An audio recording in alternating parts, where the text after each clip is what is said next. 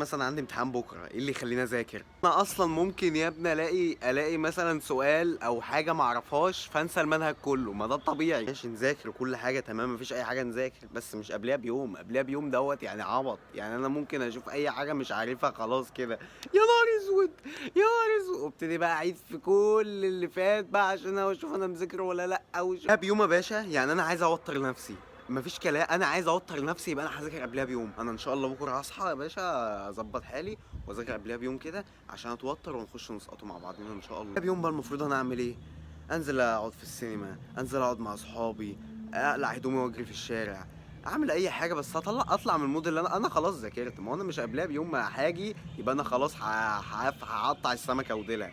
يا باشا ده غلط يا باشا. انت المفروض قبلها بيوم تخرب الدنيا، تخرب الدنيا على حالك. واحد زي مثلا ما بيذاكرش ابدا، بخش الامتحان بأدي مثلا، بخش محضر مكنون الشخصية بتاعتي، مكنون اللي هو ايه بقى، اللي انا طالب متفوق من غير ما بس طالب انا في دماغي حاسس ان انا طالب متفوق.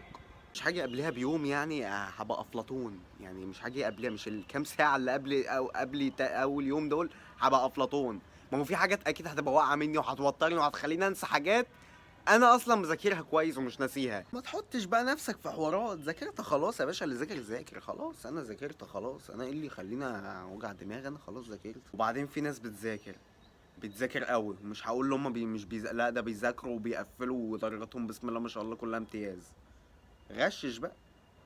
انت ماشي، انت ذاكرت وكل حاجه، غشش بقى. انت ما عملتش يا باشا حاجه في دنيتك كلها غير انك ذاكرت. تغشش بقى وتاخد ثوابات. ما انت مش هتقعد تاكل لوحدك في الورقه يا باشا. بس اما يلاقي حد بياكل يا باشا، اللي ياكل لوحده يزور. يا باشا اللي ياكل لوحده يزور ايه؟ طب ما انت قاعد تاكل لوحدك في الورقه وما بتزورش. وبعدين يا باشا انت بتبقى قاعد، انا ببقى باصص عليك، بتصعب عليا الورقه من كتر ما هي حاسس ان الورقه خلاص متاكله. مفيش. تيجي تقول له يا زميلي السؤال الاول مش عارف ايه، يقول لك انا هابد يا عم، هابد والله مش هينفع ومش عارف تعديك. هابد ايه؟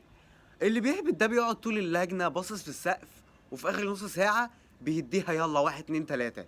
انت بتقول لي ايه هابد؟ هابد ايه؟ اهم حاجه يعني النهارده مفيش حد يذاكر لان بكره عندنا فاينل، وكل سنه وانتم طيبين.